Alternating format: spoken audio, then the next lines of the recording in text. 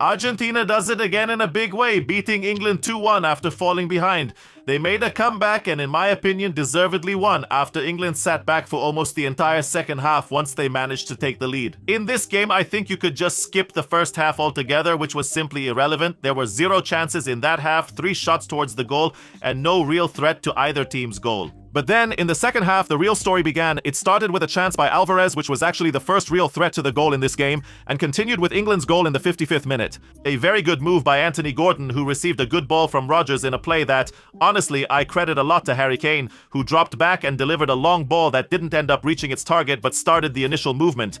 After that, Declan Rice took control of the ball, passed it to Rodgers, and England somehow managed to score a goal. You could say it came out of nowhere, really a very nice finish by Gordon, but in my opinion, he's also in a way the first sign of England's collapse, because right after his goal, England just completely stopped playing football, dropped back. They completely bunkered down with 11 players and sometimes played with a line of 5 or 6 in defense, often not even trying to go forward on the attack. And that's maybe the most disappointing thing about this team, and honestly, that's the criticism that should be directed at Tuchel.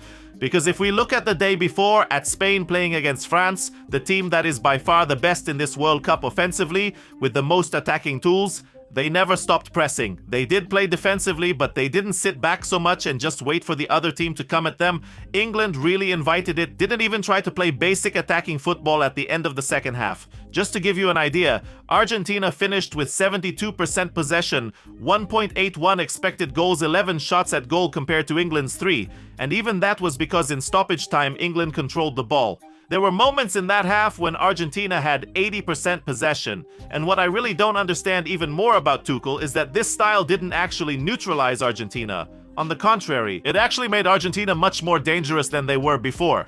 Scaloni brought on players with a more attacking orientation and tried to make changes, while Tuchel didn't even try. You could say he forced it because he just took players with an attacking orientation and switched to playing with a line of 5 or 6 in defense.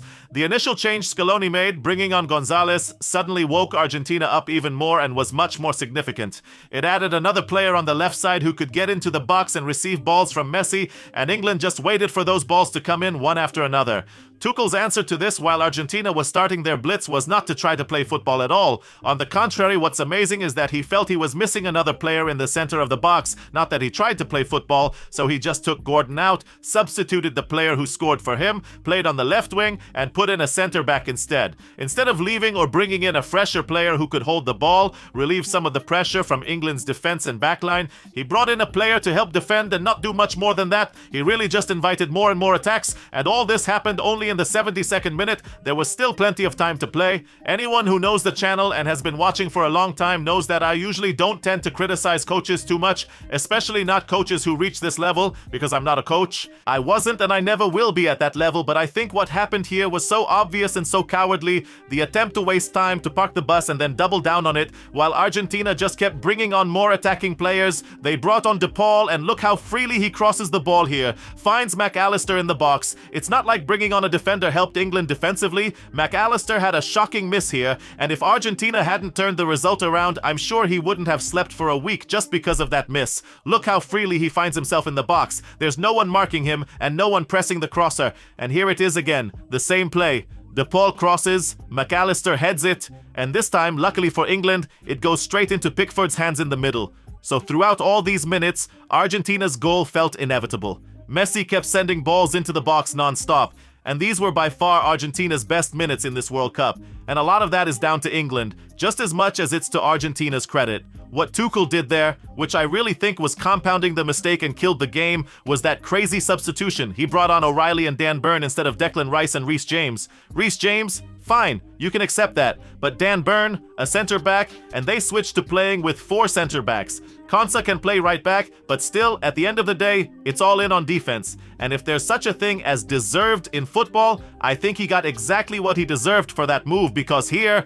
Elliot Anderson comes to help on Messi. It's clear why. You want to close down his left, bring 2 players to force him to release the ball, but none of England's defenders, not a single player, steps out towards Enzo Fernandez, and that's exactly the kind of thing that if Declan Declan Rice was on the pitch, he probably would have done, because that's the defined role of the player next to Anderson, the one who's supposed to step out. And no one on England, because they're all centre-backs, or Bellingham, who was supposed to fill that role, didn't do it in this case, or did it too late. And by the time Bellingham stepped out, it was too late to close down Enzo Fernandez's angle. It's very hard for the keeper to see from that range because there are so many players in the box, and if there's such a thing as deserved in football, then Messi assisted that goal, and you could say it's a routine assist, but you could also say that on the one hand, Messi knew how to release the ball even in a crisis, even when trailing 1-0, giving the extra pass, the simple and correct pass, which ended up being his first assist, equalizing the score.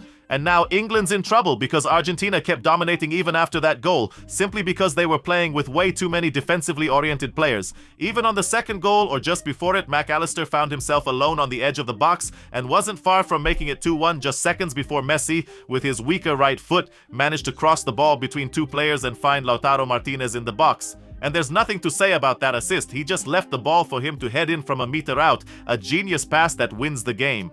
From there, England tried to make a substitution with Rashford and so on, but it was already too late, and honestly, they didn't deserve to win this game with the way they played. They keep carrying the loser image with them, and Argentina, on the other hand, keeps carrying that image and magic they've had since the last World Cup. There's not much more to say about this team beyond a lot of heart, a lot of soul, and a lot of Leo Messi. Argentina will face Spain in 3 days. Sunday at 10 in the evening, we're going to do a live stream and meet up from 9 o'clock for pre-game celebrations. Songs, joy, and dancing at the World Cup live event we're going to do at Cinema City in Glilot. So if you want, there are still tickets left. You're welcome to join us for a huge football celebration because it's really going to be a historic event, and I'm happy that Argentina advanced. I have to tell you, and I'm saying that I'm happy because in my eyes, this is a huge story, and this World Cup is a tremendous success, especially when it comes to the new rules that were introduced, including the drink breaks. I really enjoyed the entire World Cup and its story. I wanted tonight's winning team to take the cup, but let's see what happens Sunday. Spain comes in as the favorite. You can never count Argentina out. Tell me what you think in the comments, guys. Thanks for watching. Like, subscribe, and see you Sunday. I'm Yisrael Chai. Bye.